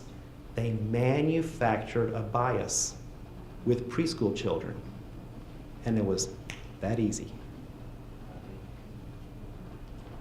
So that the children who saw the interaction with a green shirted person on, and it was negative, the next time they saw a green shirt person, didn't really like them. And if you can do that with the color shirt you have on, imagine what else you can do that with. Imagine all the biases that we might be teaching in our classrooms when we don't even know it. What if it's true that the lessons we teach the best are the lessons we aren't even intending to teach? And that's basically what we're up against. We're up against trying to understand a situation that doesn't just happen with police officers, but it happens even in our preschool programs. And an issue that, when it's not addressed, perpetuates itself like a virus flourishes. And that's what we're trying to understand, leading us to questions like this. How do you know if you got a little bias stuck between your teeth? And that's what has led me to really admire all the work that Dr. Stevenson is doing with his group here around understanding How do you know if you got a little bias in your teeth? What does that mean, and what are you doing about that? How does that impact the interactions that you have? I'll leave you with this one last thought. Why do we care so much about children being expelled from preschool programs and child care programs? In the early care and education business where I am, there's 3 studies that we cite over and over again. And perhaps you've heard of these studies. There's the Perry Preschool Study. Have you heard of the Perry Preschool Study? High Scope Perry Preschool Study, Ypsilanti, Michigan. There's the Abecedarian Study in Chapel Hill, North Carolina, and there's the Chicago Child Parent Center study. The reason that we cite these studies over and over again is they're long-term longitudinal studies that all have cost-benefit analyses attached to them that allow us to say things like every dollar that's spent on early care and education yields $7.14 in societal savings. Have you heard phrases like that? You've all heard those kind of phrases, and the reason why is because they come from those studies. Those are the studies, those 3 studies, and they're the studies that we cite over and over and over again to make the case for why we should have early care and education programs in the United States. The Perry Preschool Study, Ypsilanti, Michigan, the Abecedarian Study, Chapel Hill, North Carolina, and the Chicago Child Parent Center study. And a lot of people know a lot about those studies, like the Perry Preschool Study. A lot of people in the early childhood business would know that that's 1963, Ypsilanti, Michigan, 123 children. But what a lot of people don't know about those studies is this. The Perry Preschool Study, the most widely cited study to make the economic case for why we have early care and education in the United States, was a study of 123 children, Ypsilanti, Michigan, and every single one of the children in the study was black. Every single child in the study was black. The Abecedarian Study, Chapel Hill, North Carolina, 98% black. The Chicago Child Parent Center Study, 93% black. What we've done is we've basically taken data that belong to our black children and families and communities, used it to make the case for a program for all of our children. And then when no one's paying attention, we kick out the back door the kids who gave us the data in the first place. That's what we're doing. And that's why I decided about 7 or 8 years ago that I'm no longer, even though I need to, I'm no longer going to cite the Perry Preschool Study and the Abecedarian Study and the Chicago Child Parent Center Study unless I'm able and willing to spend at least an equal amount of my time and energy protecting the rights of the children who gave us those data in the first place. Because it's not our data. It's those children's data. We do it all the time in medicine. All the time we go into communities of color, conduct medical experiments and studies, knowing full well that they will be the very last to ever benefit from that. But we can never tolerate that in education, and certainly not in early care and education, when it's a field that's based on social justice. Head Start began during the War on Poverty. And it wasn't ran out of the Department of Education. It wasn't ran out of the Administration for Children and Families. It was ran out of the Office of Economic Opportunity. That's where it was ran out of. The whole early childhood movement is one that's steeped in and based in social justice. But when we forget our roots, we end up doing things that really run totally afoul of that original mission. And when you think about social justice and civil rights, they're really oftentimes matters of access, aren't they? About getting access, getting into something. And access can mean getting access to a seat on a bus, or it can mean getting access to a seat at the deli counter, or a seat at the voting polls, access to higher education, or access to elementary school. But access isn't just about getting in the front door. It's also about making sure you're not pushed out the back door. And that's what we were concerned about and what we're interested in with this research and study too, because it really speaks to the whole heart of what we're doing in the first place and why we want to be helping all of our children to succeed, to give all of our children a good opportunity to be able to reap the full riches of life. I'm not naive enough to believe that all of our children are going to hit a home run in life, but I do think that they all deserve a decent chance at the plate with a good bat and a fairly pitched ball. And that's what early care and education is about. But until we can get our heads better wrapped around an issue like implicit bias, it will never be able to serve the social justice function that it was designed to serve. It will just be another place for social justice ills to raise its head again. And that's why I care so deeply about it. And I thank you very much for listening to this presentation. If you want to learn more about it, please go online to our website, and you can see some of the reports that we've issued on this, or you can please follow me on Twitter, where I completely unleash myself. So thank you very much for your time.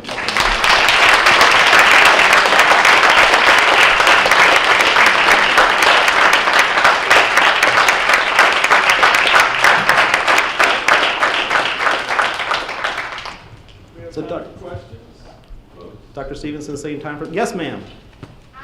Hi. I'm very grateful for your presentation, but I just want to play the devil's advocate for a minute. Please. And seek some advice. That was the reason why I came. I am a child care director. I've been one for 10 years at various child care centers, and I have been seeing increase in some of the behaviors that are forcing teachers and owners of centers that I've worked in and others that I'm familiar with, and suspending and expulsion of these young kids. Part of what I experience in trying to mentor my teachers is that the behaviors that the children are exhibiting are so violent. I mean, I myself was kicked in the chest by a 4-year-old who screamed, "Shut the F up," over 20 times to me. And he had to be removed out of the classroom.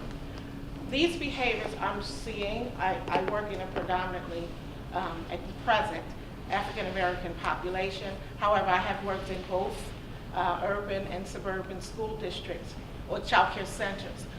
My teachers at all the centers I've worked at are so overwhelmed and so burned out, and it made me think of your slide about their stresses and then the presence of how they behave around the children in terms of the end part of your presentation with the warmthness and the facial expressions, leaning in and getting on eye levels. And we've tried all kinds of strategies. We are now writing policies. I'm writing policies based on what the industry leaders are telling us to do. We've used all kinds of scripted stories. We fortunately are now able to get help from the industry leaders and the clinical psychologists, which is a big help. But overall, if you're in a classroom with 20 children with 2 teachers and you have 5 or 6 kids, and it happens every day, where they are kicking, they're throwing chairs, they can't focus, they can't sit still, they are causing havoc. They're knocking over computers, they're cursing at you, they're spitting on you. I mean, it's really overwhelming. How can we address that with the teacher biases? I got some good stuff here. I'm going to take back with my teachers about their biases. I work right now with mostly African American young women and men. But the challenges in the classroom, and I hear people saying, ooh and all, you know, yes, we do have our set of biases, but no one I'm hearing from other seminars I've been in are really addressing the issues of these challenging behaviors. We're trying to deal with issues of bringing parents in and having conferences. Parents are a great part of the challenge, obviously.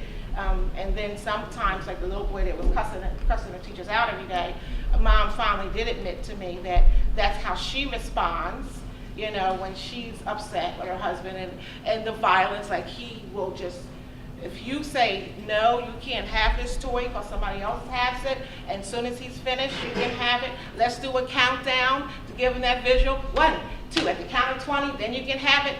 Oh no. Homeboy is like, I want this toy now, F you, I'm tearing up this classroom. And if you have a teacher who's dealing with this every single day, what do you do? I need some help.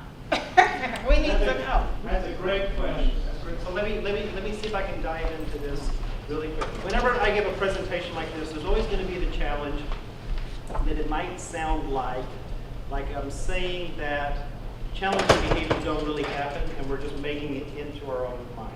That's clearly not the case. These challenges really do exist, and in some cases they're pretty severe. In some cases they're very severe. The issue basically is, are we providing our teachers with the level of supports that they need when they're dealing with children who have gone through, in some cases, an awful lot of trauma? A family that's gone through a lot of trauma, a community that's gone through a lot of trauma, maybe a family who's gone through trauma for generations. You know, and so we have in our early care and education programs, they're less like schools more like hospitals, and in some cases more like MASH units. You know, they're attempting to do some really serious work with some really traumatized children in a lot of cases, and traumatized families. And the workforce that they draw upon to do that is in often cases just as traumatized. Because we're talking about teachers who they don't make as much on average as a kindergarten teacher. They make about half as much as a kindergarten teacher. 750, 850 an hour. They work a lot of hours for that, and they work year-round for that. And in many cases, they can't even go to the restroom, because if they go to the restroom, it will mess up the teacher-child ratio. So they have to hold their urine all day long. I mean, that's what we're working with to be able to do some really complex stuff. And so what I would say is that in a lot of cases, having your typical child care model is not what's needed there for children if those children are experiencing lots of different stressors and trauma in their lives. In Connecticut, we started up a few years ago a program called Early Childhood Consultation Partnership. It's a statewide early childhood mental health consultation system where any teacher, whether it's public or private, doesn't matter how it's funded, it can even be a family-based child care program, can call a singular number and they will get a mental health provider sent immediately to their classroom to provide them support. What the mental health consultant does when they come out to the classroom is they first meet with the teacher and the director, because that's where the question originated, but then quickly after, and I mean really quickly, they meet with the parent. You don't want to spend too much time with the teacher before you meet with the parent, because then you might be seen as being overly aligned with the teacher and not with the parent. So you've got to go quickly to meet with the parent. And then what they do is they spend time in the classroom, and by time I mean about 6, 8, 10 hours a week in the classroom, coaching the teacher and giving them a wide, because one of the things that we've learned, I think pretty well, is that telling teachers, here's a couple of techniques, doesn't usually work in terms of like changing behavior. There's two types of behavior that I found to be the absolute hardest types of behavior to change. That's teacher behaviors and parent behaviors. Because when we're teachers, we largely are prone to teach the way we've taught. When we're parents, we largely are prone to parent the way we've been parented. Because when you're a teacher, you might have gone to a teacher prep program, but you've had about 13 years of model learning of what teachers do. And if the only thing you can remember in preschool is what it was like to be in 3rd grade, not 3 years old, that's your model. You know, and to try to undo that by just putting you in a class or giving you some materials is kind of hard to do. So the idea of the coach is that the coach is in there on the floor with the teacher, working with the teacher, modeling different types of things, and coming in there with an awful lot of humility, because their work is not the same as this teacher's work. Because this teacher is going to have to deal with a whole classroom of children. And then this coach is also doing home visits and meeting with the parents and working with the parents, and then facilitates meetings between the parent and the teacher, where the coach, the consultant, plays an awful lot of role in that meeting.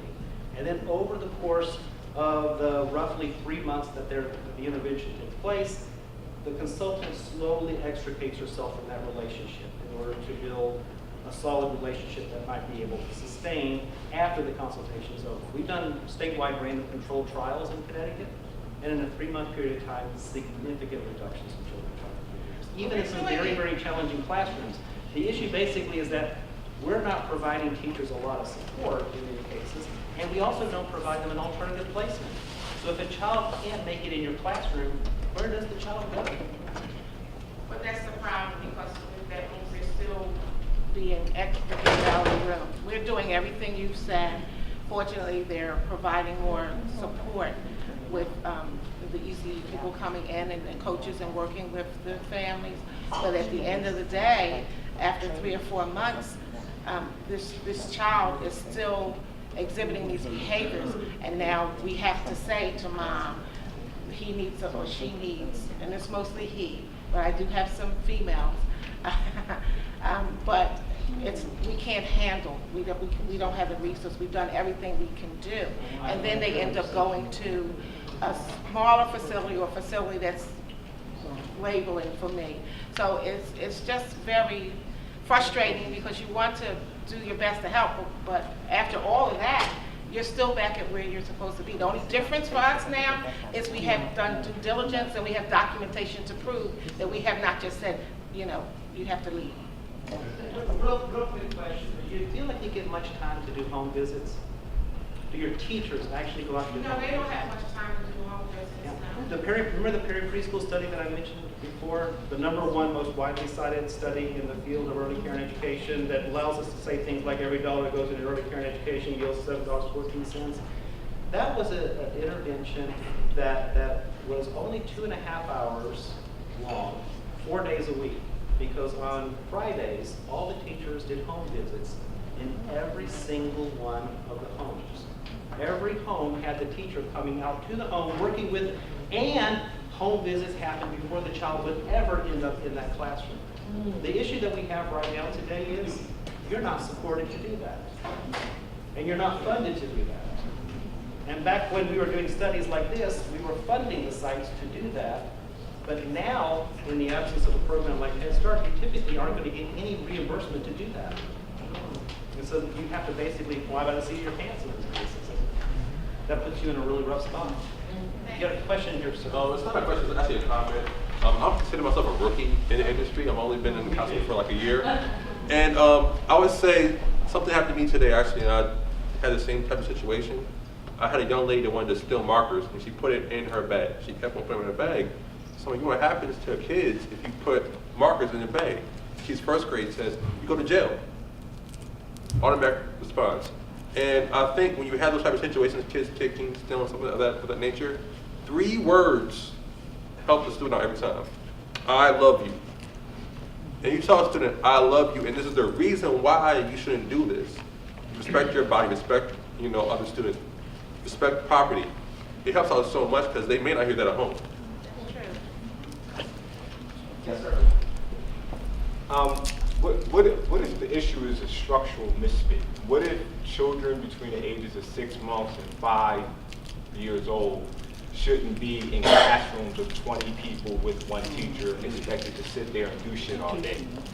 But what if that's just wrong for human development and we're trying to force fit something that shouldn't be force fit? So, eventually, our children are going to be in kindergartens, and they're going to be in first grades, and they're going to have a classroom experience where there's going to be lots of different types of, the cameraman saying stand up. So there's going to be lots of experiences where a child is going to have to know how to be in a group setting. But it's quite possible that for some of our young children, going from a home environment to a highly structured classroom with a lot of kids in it, and especially if there's a lot of kids and not enough adults, may be too much of a jump. And it may basically be setting that child up and for failure. And I think in a lot of cases you can probably predict whether or not you're talking about children with a likelihood that this is going to be too much, especially if you're talking about really young children. And so in cases like that, it would be, I think, advantageous for us to be able to have a better array of classrooms. Why it is that we have, like it used to be that there were more something called therapeutic preschool classrooms. Therapeutic preschool classrooms were funded in part with mental health dollars and in part with educational dollars, and it was a way to be able to provide a higher level of service with the intent being that we're going to provide you all the support you need to be able to feel like you can succeed in this environment and slowly and gradually make you ready for a more mainstream environment where we can move you into it. When you go deep sea diving, if you come up too quick, it's bad for you. You have to have some degree of time to be able to acclimate to a new environment. And for a lot of our kids, going from a home that might not have a lot of structure into it to a highly structured environment that's highly structured because there are so many kids might simply be too much.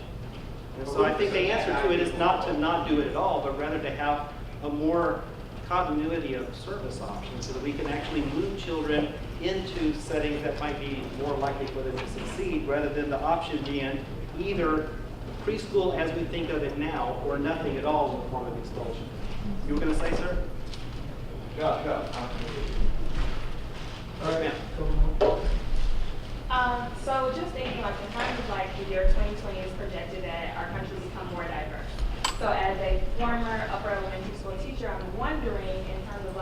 the workforce, which is still predominantly white dominated, in terms of our more diverse and our African American Latino kids growing up, what do you think the implications are going to be at this point forward with this study if there's no culturally relevant pedagogy being taught in our educational system and stuff? Like, what can we expect for our students? Because from what I'm hearing and interpreting from your studies, like this bias is real. However, like as becoming more diverse, it's going to have larger implications, and thus we fix the problem. That's a great question. Could you hear the question in the background? Could you, so, let me see if I can restate it and tell me if I'm hearing you right. So the world is becoming more diverse, America's becoming more diverse, and we know that, although you didn't say this, you kind of hinted at it, most of our children in our preschool programs, our children of color, may not be getting a teacher of color. Yeah. And so how do we think about that, and what do we think about the role of diversifying the workforce? And I guess this is also part of the question, even though I don't know if you said it exactly like this. What if we can't really fully diversify the workforce? And even if we did fully diversify the workforce, that wouldn't necessarily mean that every single child of color is going to end up with a teacher of color, nor would it necessarily even mean that that should happen. You know, and so do we really truly want to purposely racially segregate our classroom experiences? Like that, it leads into some really complicated issues. I mean, there was a study done by Mashburn and group when he was at UVA, and he was looking at teacher ratings of children's challenging behaviors in preschool classrooms if the child is black or white and the teacher is black or white. And basically what he found was that when you look at the change from the beginning of the school year to the end of the school year, black teacher ratings of black children tended to stay the same. White teacher ratings of children with behavior problems tended to go up. If they perceived a challenging behavior problem of a black child at the beginning of the year, that problem seemed to become worse and worse and worse over the course of the year. What do we do about something like that? You know, and how do we handle something like that? My gut instinct is that whatever it is that we're trying to do right now in most of our teacher prep programs, whatever it is probably not the answer. You know, and so if it's putting teachers in a classroom where you're supposed to learn about cultural sensitivity, about learning all Asians do this, and all black people do that, and all Latinos do this, then I just don't see how that's likely going to change the way in which we understand our biases and what we do with our biases. It might just allow us to walk into the classroom with biases and then walk out of the classroom with more data to back up our biases. You know, and so I think what we probably need is a more shift, maybe more towards the, and we haven't talked about it, but I'd like to get your impression on this. Maybe a shift more towards what they do in the mental health profession, where the intent really is not as much to get rid of your biases or your transferences, but rather to understand them. Because if you don't know you have your biases are going to use you in ways that you might not know, you might not understand. But if you can understand your biases, it's not just a matter of being able to control your biases. It's also a matter of, if you understand your biases, it gives you a window of empathy onto the child that you might not have had otherwise. Because if you as a helper feel this way about this child, just imagine how the rest of the world is projecting their feelings on this child. The rest of the world who isn't helpers. You know, and so the issue then becomes one, I think, less of teaching us to understand about different cultural groups and more understanding about how do we perceive culture, how do we perceive other, how do we perceive same, how do we process that within our own minds, and what is the anxieties in us that lead us sometimes to make assumptions that we really don't know we're making. You know, and that's a completely different reworking of the way in which to think about this kind of issues. I don't know if we're ready to do that or not. Is that close to the question? That's our last question because of time. Unfortunately, Dr. Gilliam will still be around if you want to touch base with him. Before we give him a round of applause, I'd like to also mention the person who helped pull all of this together, who keeps rec going for all of our folks who I mentioned yesterday. Could we give Danielle Sueca a round of applause?